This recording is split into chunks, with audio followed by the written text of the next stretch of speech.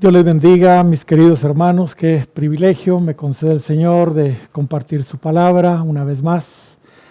Ahora, pues, como ustedes podrán apreciar, no desde la iglesia por las restricciones que estamos teniendo, pero lo estamos haciendo acá desde nuestra casa, y qué bendición poder llegar a la casa de ustedes, porque sé que todos estamos en nuestras casas.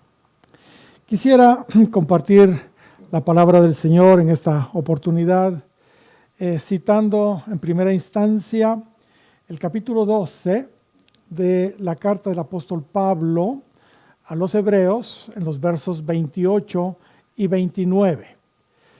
Leamos.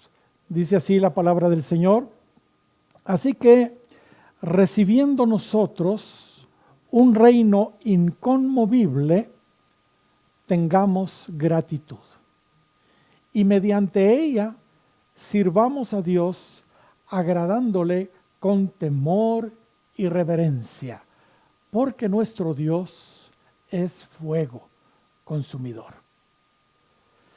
Me gustaría en esta oportunidad, con la ayuda del Espíritu Santo, puntualizar algunas verdades que nos presentan estos versículos.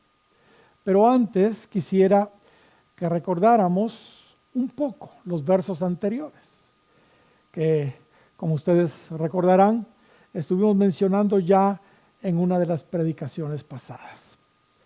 En estos versos vimos claramente que la gran sacudida anunciada en su palabra, que acontecería antes de su segunda venida, ya empezó a sobrevenir en todo el mundo indiscriminadamente, tanto a creyentes como a no creyentes. Eso estuvimos mencionando hace unas semanas atrás.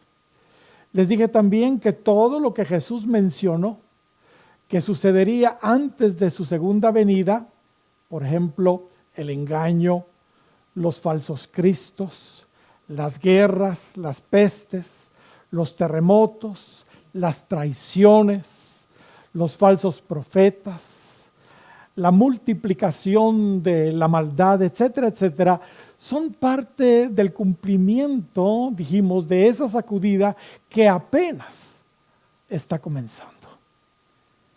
Es lo que Cristo también calificó como principio de dolores. En el original, dolores de parto. La verdad, entonces, lo peor está por venir, porque así son los dolores de mujer de parto. Empiezan no tan fuertes y con cierto distanciamiento, pero cada vez son más fuertes los dolores y más pegados el uno del otro. Así que lo peor está por venir y debemos estar muy, pero muy conscientes como iglesia de eso. Pero leamos una vez más esos versos que ya vimos en una de las prédicas anteriores y citemos una vez más el verso 25 y verso 26 que citamos en esa oportunidad.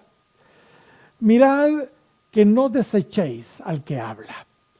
Porque si no escaparon aquellos que desecharon al que los amonestaba en la tierra, aquí es Dios usando a sus ángeles y a Moisés, se recuerdan ahí en el monte Sinaí, en el desierto, dice que si no escaparon aquellos que desecharon al que los amonestaba de la tierra, mucho menos nosotros, si desecharemos al que amonesta desde los cielos.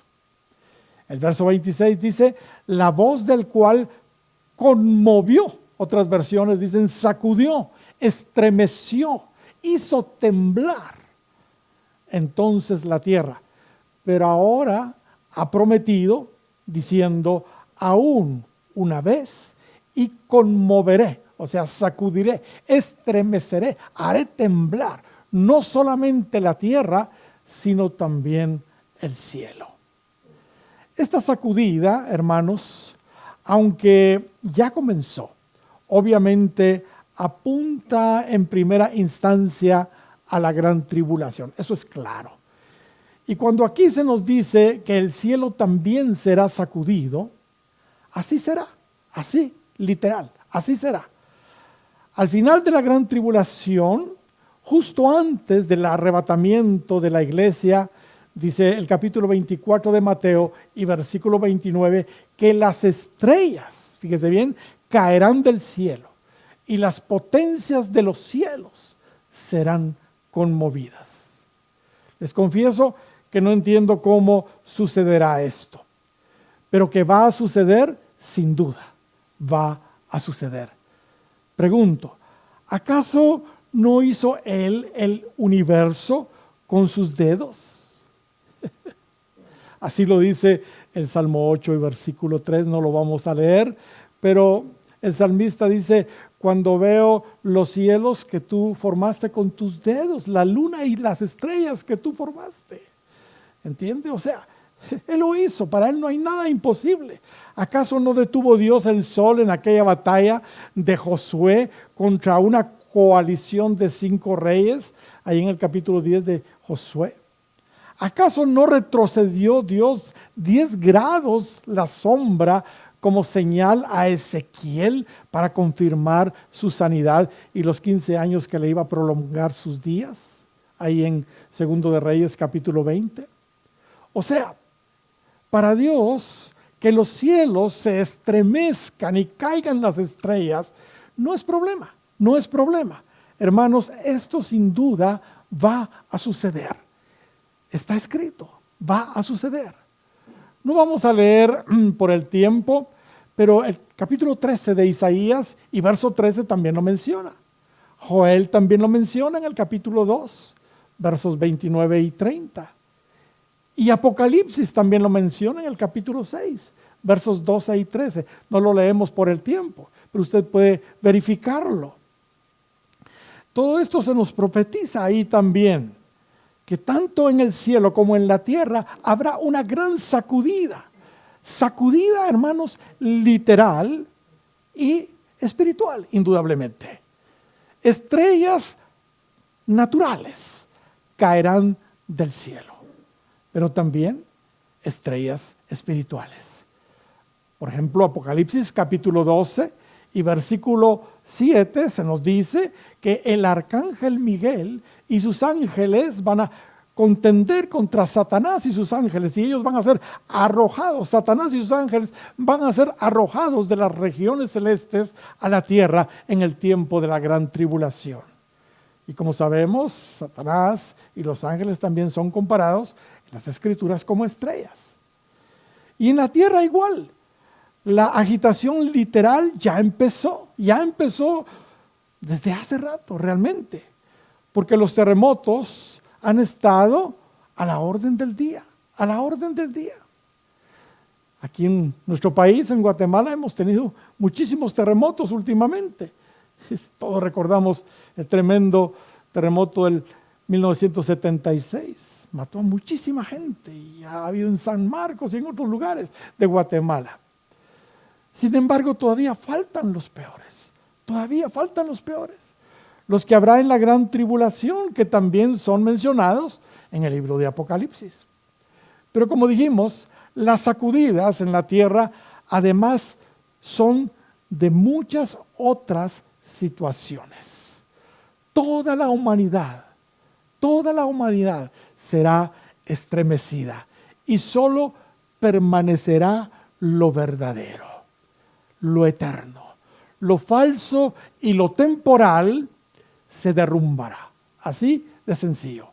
Mire lo que sigue diciendo el apóstol Pablo en el versículo 27, siempre del capítulo 12 de la carta a los Hebreos.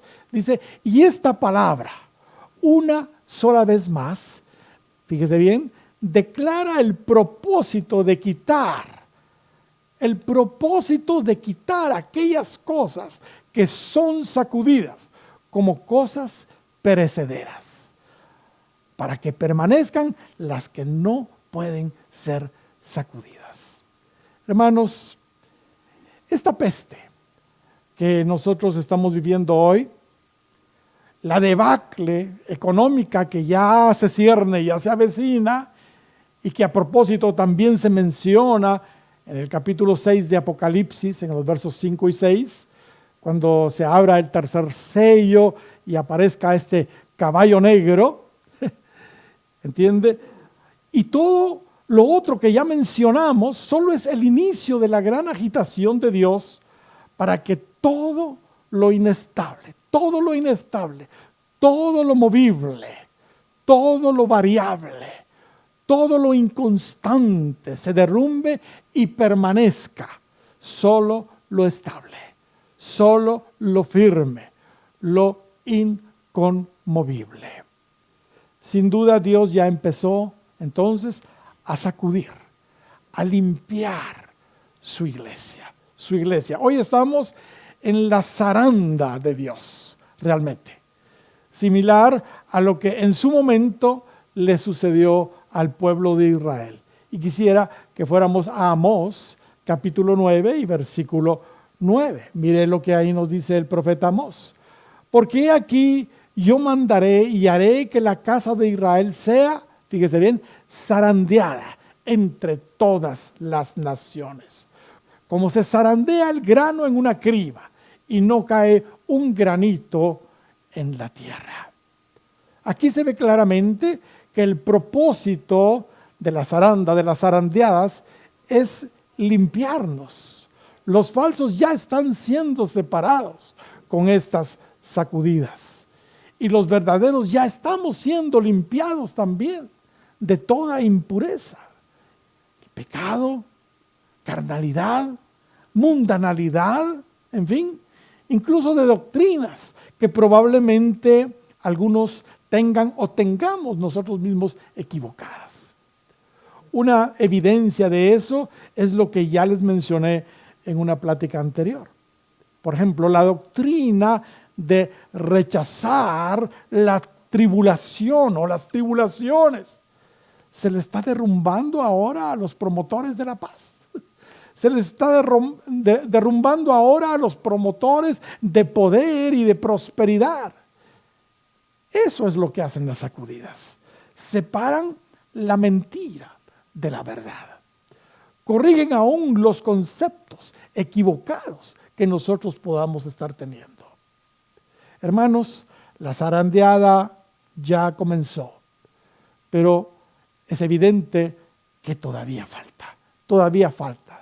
Ciertamente viene un gran avivamiento después de esta primera sacudida, de esta limpieza que estamos atravesando ahora, y será algo glorioso el avivamiento, algo maravilloso, pero ese avivamiento pasará, va a pasar.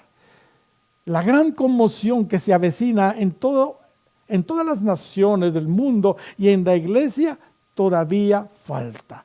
Todo lo que es del hombre terminará de caer, solo permanecerá lo de Dios. Las doctrinas erróneas se terminarán de derrumbar en su iglesia y los creyentes falsos, los peces malos, ¿se recuerdan? Serán apartados. Solo quedarán los verdaderos. Entonces, y solamente entonces, vendrá el Señor.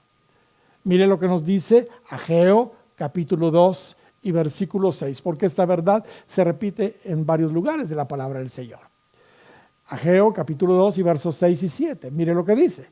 Porque así dice Jehová de los ejércitos: de aquí a poco yo haré temblar los cielos y la tierra, el mar y la tierra seca. Verso 7. Y haré temblar todas las naciones, y vendrá el deseado de todas las naciones, y llenaré de gloria esta casa, ha dicho Jehová de los ejércitos. Hermanos, ¿está claro o no está claro? Antes de su venida debemos pasar indudablemente por la zaranda. Todo absolutamente será conmovido en los cielos y en la tierra. Pero regresemos al versículo 28 del capítulo 12 de Hebreos. Así que recibiendo nosotros un reino inconmovible tengamos gratitud y mediante ella sirvamos a Dios agradándole con temor y reverencia. Gloria al Señor. Esto es bello.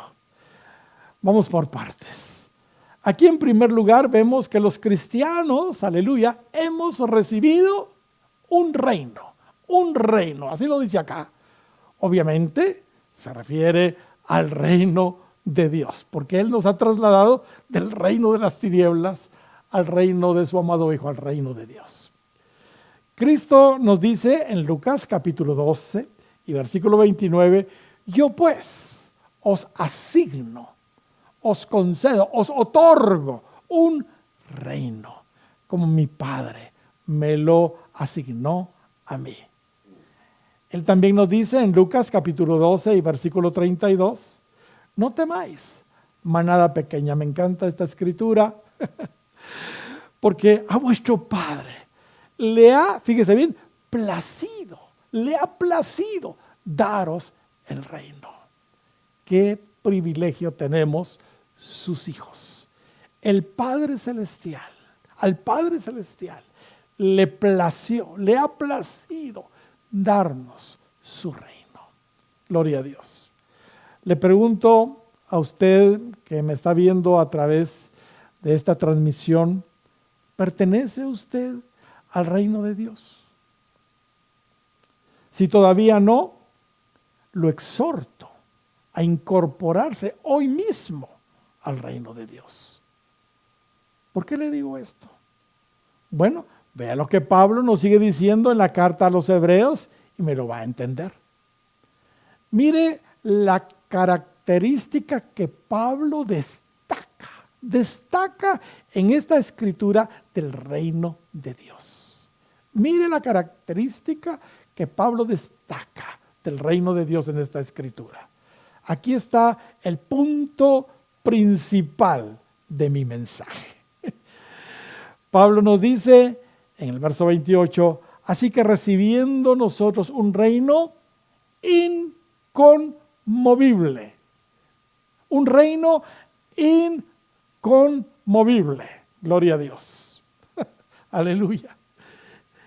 En otras palabras, no sé si usted está percibiendo a dónde quiero llegar, pero si usted decide, mi amigo, pertenecer a ese reino inconmovible, vengan las sacudidas que vengan, sencillamente usted no será derribado, porque pertenece a un reino inconmovible.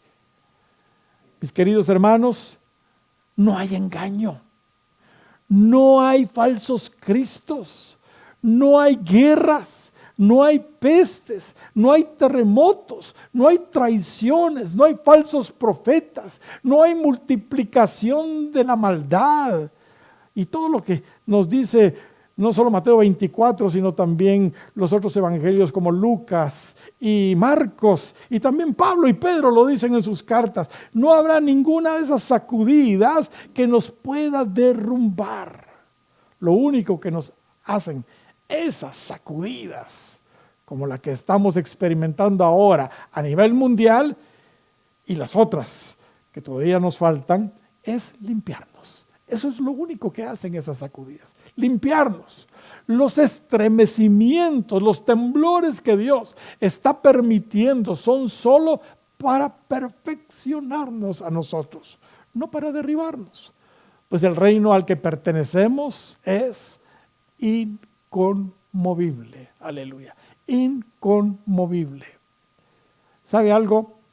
A lo largo de la historia, imperios, reinos, naciones, potencias mundiales han y siguen surgiendo. Sin embargo, con el tiempo desaparecen. No así el reino de Dios al que nosotros pertenecemos, porque este es un reino inconmovible y permanece para siempre. Fíjese que en Daniel capítulo 2 se nos muestra a 4 de los principales imperios que han dominado al mundo, representados, se recuerda usted, en aquella famosa imagen que soñó el rey Nabucodonosor. Babilonia, Medo-Persa, Grecia y Roma.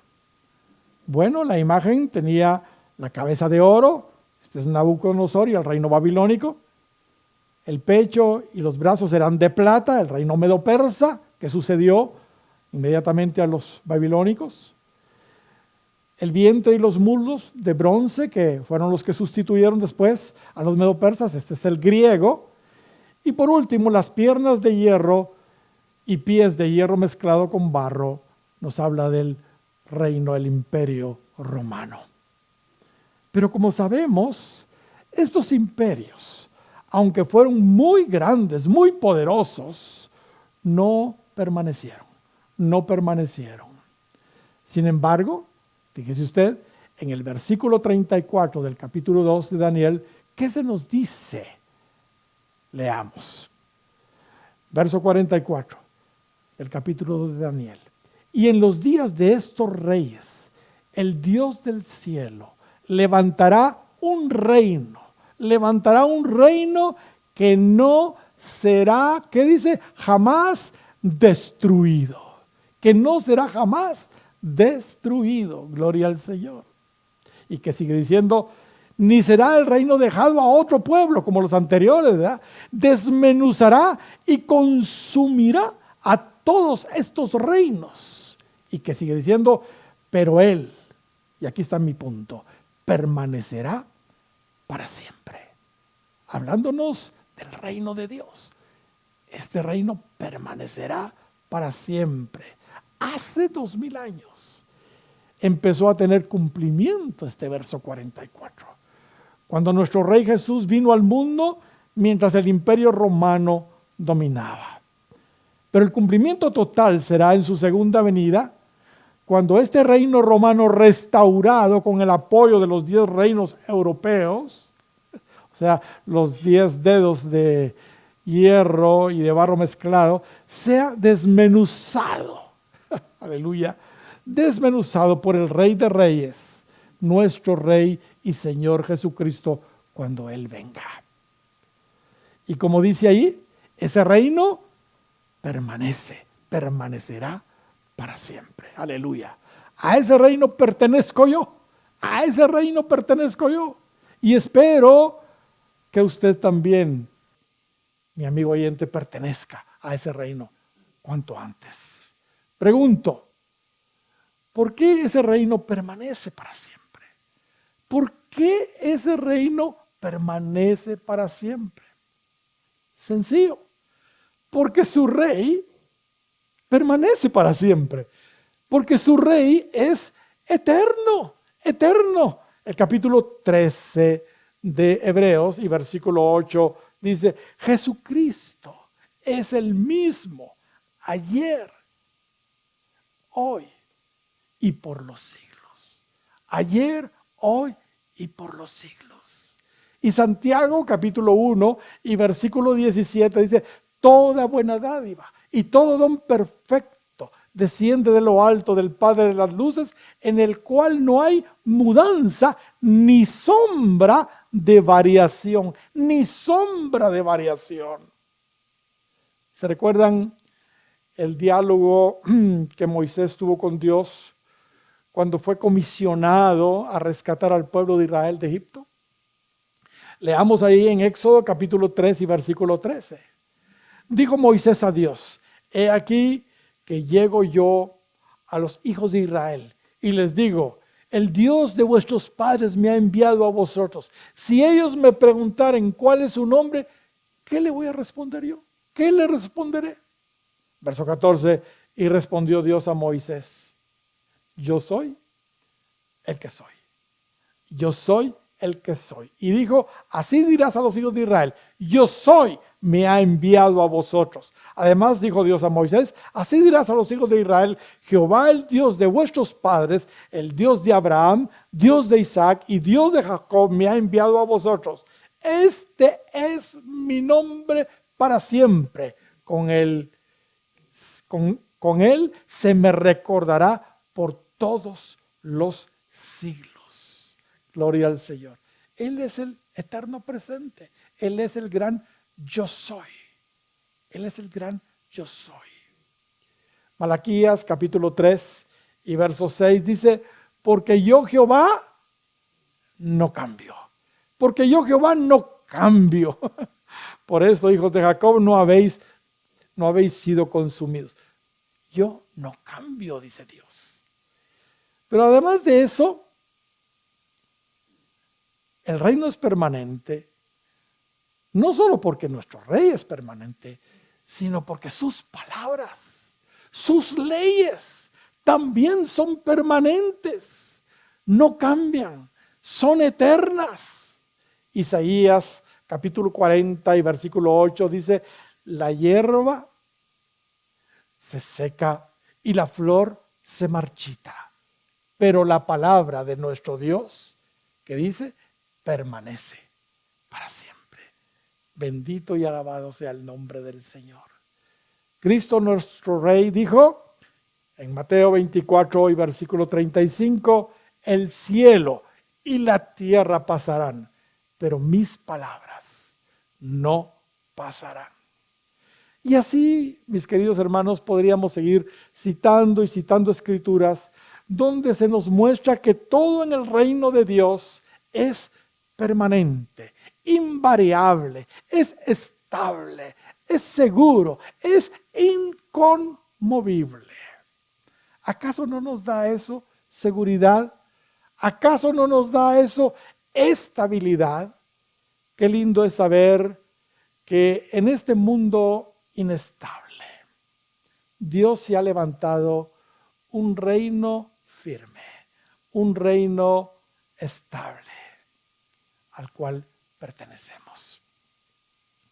Hoy todo es inseguro, hoy todo es frágil, hoy todo cambia, es cambiante, no hay nada seguro. Ya vimos cómo las potencias mundiales hoy son, mañana ya no son. La situación económica mundial ya empezó a tambalear. Ya se oye el trote del caballo negro del Apocalipsis. ¿Entiende?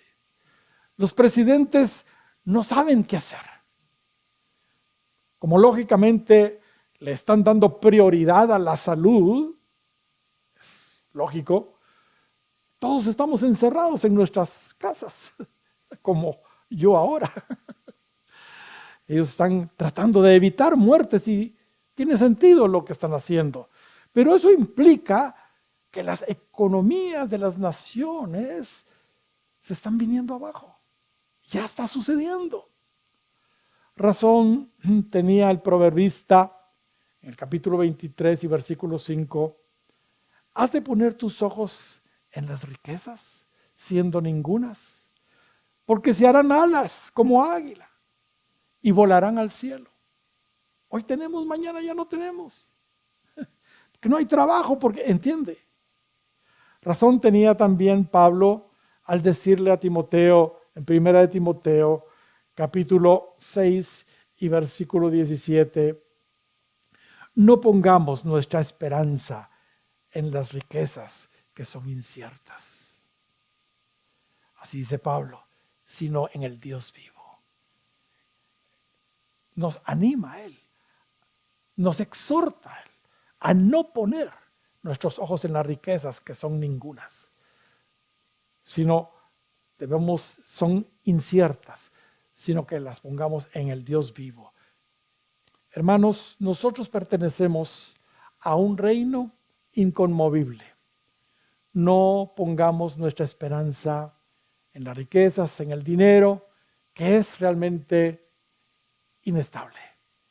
Pongamos nuestra esperanza en Dios, porque Él no cambia. La promesa para nosotros es la de siempre, que si buscamos primeramente el reino de Dios y su justicia, todas las cosas vendrán por añadidura. Nosotros estamos seguros en el Señor. Nuestros tesoros, nuestras riquezas son otras, están en el cielo. En fin, en este mundo todo es temporal, inseguro, pero en su reino no es así. Piense por un momento, usted, ¿en qué áreas era inseguro antes de pertenecer al reino de Dios? Al reino inconmovible de Dios, aquellos pues que estuvieron en el mundo. Probablemente usted era inseguro porque nunca conoció a su Padre, pero ahora usted tiene un Padre celestial. Ahora usted tiene un Padre celestial. Cristo nos enseñó a orar de esta manera.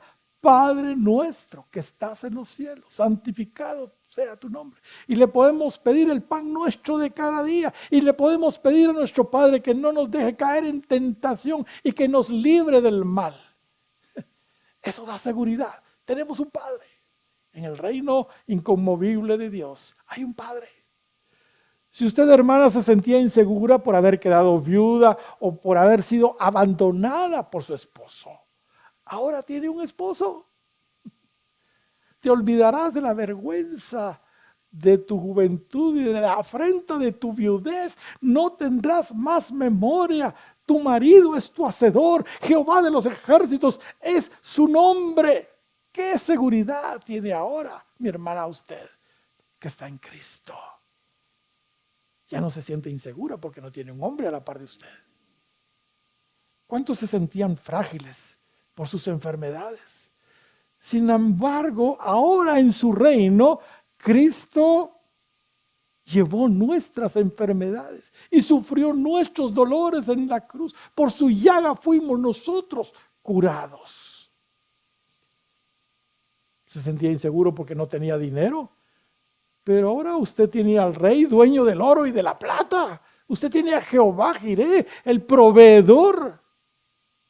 Si usted tenía temor, ese era su problema.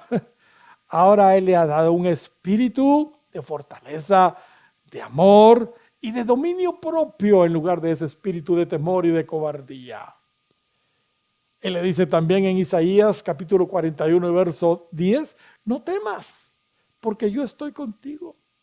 No desmayes, porque yo soy tu Dios, que te esfuerzo, siempre te ayudaré, siempre te sustentaré con la diestra de mi justicia. En Él, mis queridos hermanos, estamos seguros. En Él estamos protegidos. Estamos estables. Estamos inconmovibles. Aleluya.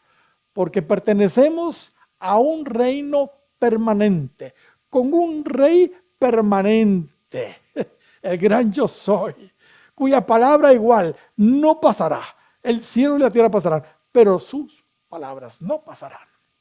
Nosotros hemos elegido ser como el hombre prudente del capítulo 7 de Mateo y versículos 24 y 25. Nosotros edificamos nuestra casa, edificamos nuestra vida sobre la roca que es Cristo mismo. Así que aunque vengan lluvias, ríos, vientos y peguen con ímpetu contra nosotros, no nos moverán, no caeremos, porque nuestro fundamento es la roca, no la arena. Estamos en un reino inconmovible. Por eso sigue diciéndonos nuestro versículo que cité al principio, en el verso 28 del capítulo 2 de Hebreos, así que recibiendo nosotros un reino inconmovible, tengamos gratitud. Tengamos gratitud. Eso es lo que nos sigue diciendo. Hermanos, después de tener este entendimiento, ¿a qué reino nosotros pertenecemos? Lo que menos tenemos que dejar de hacer es ser agradecidos. El agradecimiento es algo que todo cristiano nacido de nuevo debe de tener. Cuando nos ponemos a pensar en todo lo que el Señor ha hecho por nosotros, lo menos que podemos mostrar es gratitud, sobre todo ahora sabiendo que pertenecemos a un reino inconmovible. ¿Sabe? Cuando alguien no es agradecido, está en un grave peligro. Está en un grave peligro. La palabra de Dios nos muestra que la falta de gratitud realmente es orgullo. Es orgullo. Y resulta el primer peldaño descendente hacia los pecados más abominables y que obviamente conducen a las personas al mismo infierno. Pablo le dice a todos los sabios en su propia opinión de todos los tiempos, ahí en Romanos capítulo 1, verso 18 en adelante, de la siguiente manera: porque la ira de Dios se revela desde el cielo contra toda impiedad e injusticia de los hombres que detienen con injusticia la verdad. Porque lo que de Dios se conoce les es manifestado. Lo que de Dios se conoce les es manifestado, pues Dios se los manifestó. Porque las cosas invisibles de Él, su eterno poder y deidad, se hacen claramente visibles desde la creación del mundo, siendo entendidas por medio de las cosas hechas, de modo que no tienen excusa, pues habiendo conocido a Dios, no le glorificaron como a Dios, y aquí está el punto, ni le dieron gracias, sino que se envanecieron en sus razonamientos, y su necio corazón fue entenebrecido. Aquí estamos viendo que la falta de gratitud y el orgullo van de la mano, y provoca que la oscuridad, por lo que estamos viendo, penetre en el corazón de las personas. Sigue diciendo: profesando ser sabios se hicieron necios y cambiaron la gloria de Dios incorruptible en semejanza de imagen de hombre corruptible, de aves, de cuadrúpedos, de reptiles, por lo cual también Dios los entregó a la inmundicia en la concupiscencia de sus corazones, de modo que deshonraron entre sí sus propios cuerpos. Mire qué tremendo. Ya que cambiaron la verdad de Dios por la mentira, honrando y dando culto a las criaturas antes que al Creador, el cual es bendito por los siglos. Amén. Por esto Dios los entregó a pasiones vergonzosas, pues aún sus mujeres cambiaron el uso natural, que es en contra de la naturaleza, y de igual modo también los hombres, dejando el uso natural de la mujer, se encendieron en su lascivia unos con otros, cometiendo hechos vergonzosos, hombres con hombres, y recibiendo en sí mismos la retribución debida a su extravío.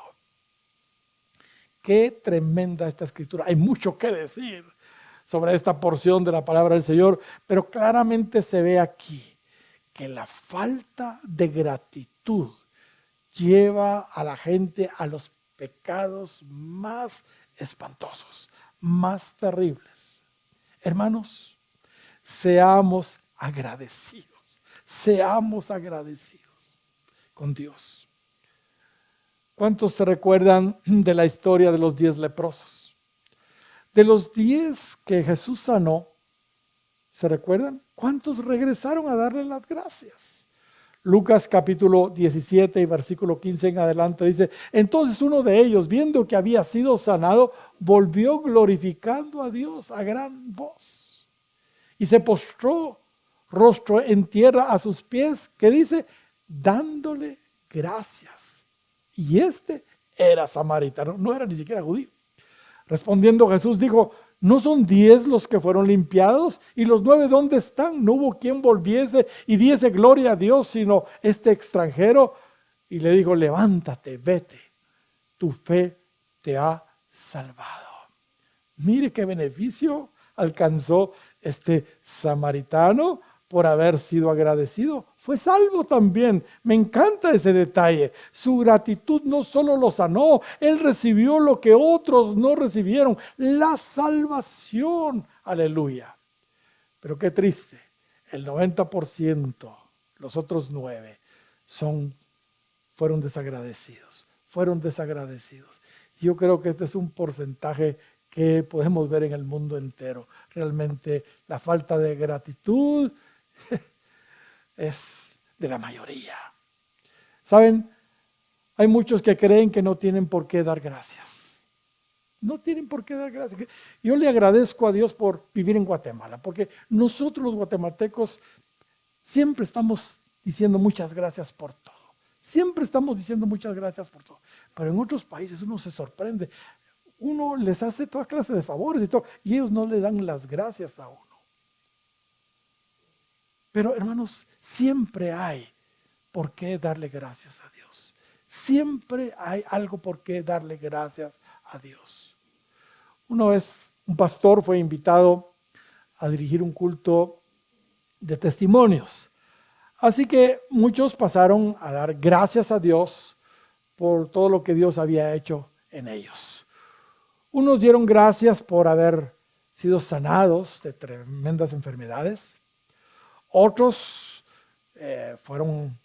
dieron gracias y dieron gracias por haber sido libres de tremendos vicios como el alcohol, la drogadicción. Otro dio gracias por haber quedado libre después de haber cumplido una larga condena por un asesinato que cometió y fue perdonado también por el Señor. Así que dio gracias al Señor y fue libre de la cárcel finalmente. Una mujer por haber sido perdonada después de haber hecho un aborto, también le dio gracias a Dios por eso.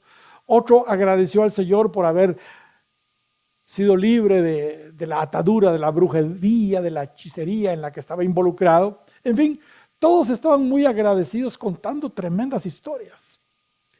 Cuando al final el pastor invitado le tocó su turno en el culto de testimonios, bueno, él le dio gracias a Dios, porque por su pura misericordia, él no había cometido ninguno de todos esos terribles pecados. Él estaba impresionado de todo lo que había oído.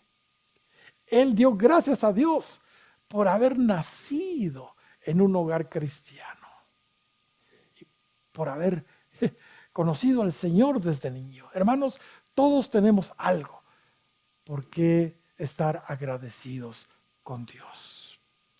Colosenses capítulo 3 y versículo 15 dice: y la paz de Dios gobierna en vuestros corazones, la que asimismo fuisteis llamados en un solo cuerpo, y sed agradecidos. Sed agradecidos. Primera de Tesalonicenses capítulo 5 y verso 18 dice: dad gracias en todo. Dad gracias en todo, porque esta es la voluntad de Dios para con nosotros en Cristo Jesús. Este versículo es maravilloso y muy revelador. En primer lugar, aquí se nos muestra que debemos dar gracias a Dios por todo, no solo por las cosas agradables, sino aún por aquellas cosas que no nos gustan, ¿entiende? Pero que Él las ha enviado con un propósito para nuestra vida, como la que estamos viviendo, por ejemplo, ahora. Pero es revelador también por esto. En segundo lugar, se nos muestra que si no somos agradecidos, nos salimos de su voluntad. Nos salimos de su voluntad, porque el verso dice que demos gracias en todo, porque esta es la voluntad de Dios para con nosotros en Cristo Jesús. Efesios capítulo 5 y verso 20 también dice: dando siempre gracias por todo al Dios y Padre, en el nombre de nuestro Señor Jesucristo. Matthew Henry, este famoso autor del comentario precioso que lleva su nombre, cuenta que una vez fue asaltado por unos ladrones y le robaron su cartera. Pero es muy interesante la oración que él escribió en su diario respecto a este incidente. Él escribió lo siguiente: Señor, ayúdame a estar agradecido. Primero, porque nunca había sido robado antes. Segundo, porque aunque se llevaron mi cartera, no me quitaron la vida. Tercero, porque aunque se llevaron todo lo que tenía, no era mucho. Y cuarto, porque fui yo quien fue robado y no quien robó. Qué lindo. Dios quiere que demos gracias a Dios en todo. Busquemos toda clase de pretextos para darle gracias a Dios. Es una buena, práctica que debemos tener. Pero continuemos y vayamos terminando. Dice Pablo que esa gratitud que le tenemos a Él nos debe inspirar, fíjese bien, a agradarlo con temor y reverencia en nuestro servicio. Así lo dice el verso 28 del capítulo 12 de Hebreos. Leámoslo nuevamente. Así que recibiendo nosotros un reino inconmovible, tengamos gratitud. Pero mire lo que sigue diciendo. Y mediante ella, o sea, mediante la gratitud, sirvamos a Dios agradándole con temor y reverencia. Agradándole con temor y reverencia. ¿Qué es agradar? ¿Qué es agradar? Agradar es complacer. Agradar es... ¿Qué otra cosa es agradar?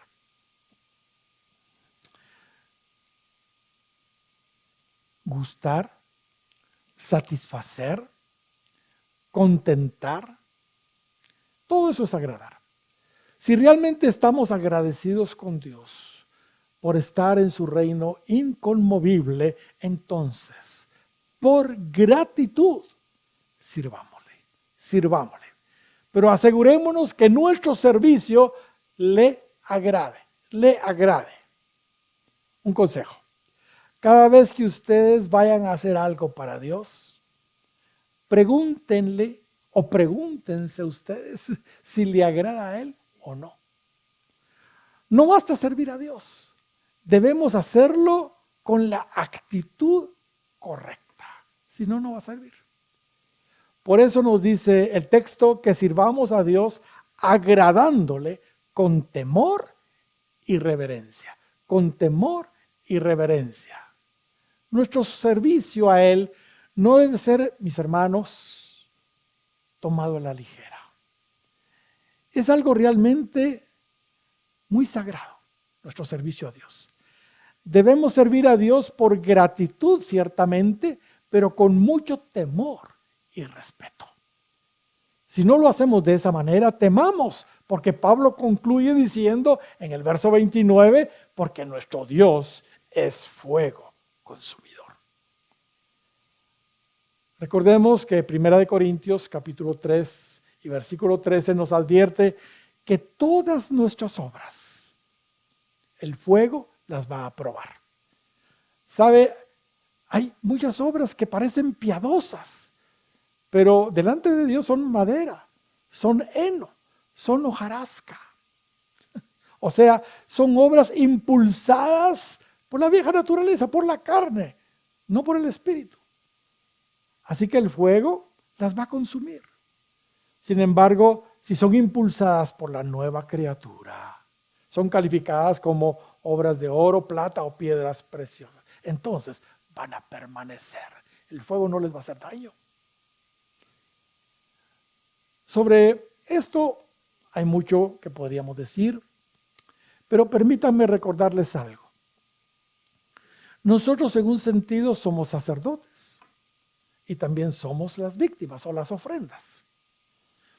No tengo tiempo para explicar en detalle, pero es claro que en el Nuevo Testamento, espiritualmente hablando, nosotros somos sacerdotes y a la vez somos la ofrenda. Como sacerdotes debemos ofrecer, dice el apóstol Pedro, sacrificios agradables. Sacrificios agradables. Los sacerdotes, recuérdense ustedes en el Antiguo Testamento, no debían tener ningún defecto para poder oficiar. Y esto para nosotros hoy es que no tenemos que tener pecados, pues. Primera de Pedro, capítulo 2 y versículo 5 dice, vosotros también, como piedras vivas, sed edificados una casa espiritual y un sacerdocio santo para ofrecer sacrificios espirituales, que dice, agradables a Dios por Jesucristo. ¿Ok? Como sacerdotes tenemos que oficiar agradándole, porque nosotros andamos bien, sin ningún defecto. Pero como víctimas u ofrenda igual debemos estar muy bien arreglados con el Señor para poder ser ofrecidos como sacrificio y ser una ofrenda agradable. Las víctimas también, las ovejitas que se ofrecían, los animalitos que se ofrecían en los sacrificios en el Antiguo Testamento, también no tenían que tener ningún defecto, eran examinados para poder ser una ofrenda agradable. Romanos capítulo 12 y versículo 1 dice Pablo: así que hermanos, os ruego por las misericordias de Dios que presentéis vuestros cuerpos en sacrificio vivo, santo, que dice, agradable a Dios, que es vuestro culto racional. ¿No basta entonces, mis queridos hermanos, servir a Dios en gratitud por lo que Él ha hecho por nosotros? Debemos también agradarlo, sirviéndolo con temor y respeto, o sea, sin pecado. Y hablando de servicio a Dios agradable, ya que la oportunidad se está dando, quisiera exhortarles a pensar en el prójimo. Ahora que estamos en tiempo de crisis, Dios ve con agrado cualquier sacrificio que usted puede hacer por aquellos que están necesitados. Dice Hebreos capítulo 13 y versículo 15 y 16. Así que ofrezcamos siempre a Dios por medio de Él sacrificio de alabanza, es decir, fruto de labios que confiesen su nombre. Pero mire lo que sigue diciendo: y de hacer el bien y de la ayuda mutua no os olvidéis. Y de hacer el bien y de la ayuda mutua no os olvidéis, porque de tales sacrificios se agrada Dios. Creo que es oportuno mencionar esto porque este es un sacrificio agradable, un servicio agradable a Dios, de lo que nos dice Hebreos que estamos citando. Termino citando una vez más nuestro precioso texto con el que iniciamos. Verso 28-29 del capítulo 12 de Hebreos. Así que, recibiendo nosotros un reino inconmovible, aleluya, tengamos gratitud y mediante ella sirvamos a Dios agradándole con temor y reverencia, porque nuestro Dios es fuego consumidor. Hermanos y amigos, la conmoción profetizada en su palabra que sucedería antes de su segunda venida ya empezó. Y todavía falta mucho. Esto no va a parar. Si usted está en Cristo, esté tranquilo. Agradézcale al Señor por ser salvo y por pertenecer a su reino inconmovible. Y sírvale con todo su corazón. Sírvale con temor y reverencia, pues eso le agrada a Él. Pero si usted, amigo, todavía no ha entregado su vida al Señor, debe hacerlo hoy. Debe hacerlo hoy. Dios quiere entrar a su corazón. Dios quiere salvarlo. Dios lo está invitando hoy a recibir su reino inconmovible. Él quiere que usted, al igual que nosotros, también esté seguro y firme en su reino, en medio de esta tribulación que todos estamos viviendo, en esta zarandeada profetizada en su palabra. Pero si usted pertenece al reino de Dios inconmovible, ningún problema, esté tranquilo. Así que le invito a que usted entregue su vida a Cristo. Por favor, repita conmigo esta oración. Si esta palabra ha tocado su corazón, es el momento de no resistirse a ella, sino responder a ella. Haga esta oración conmigo. Señor, te doy muchas gracias por lo que hiciste por mí, en la cruz del Calvario. Gracias, Señor, porque derramaste tu sangre para salvarme. Perdona, Señor, mis pecados. Perdona, Señor, que no haya venido antes a ti. Pero, Señor, gracias porque si todo lo que está sucediendo fue necesario para que yo escuchara esta palabra y me acercara a ti. Yo te lo agradezco, Señor.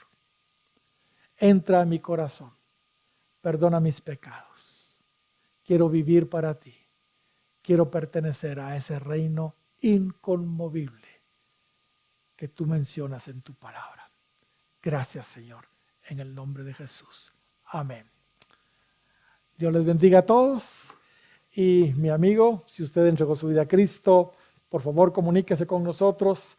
Queremos saber de usted y queremos poderle ayudar en sus primeros pasos en el camino del Señor. Dios les bendiga.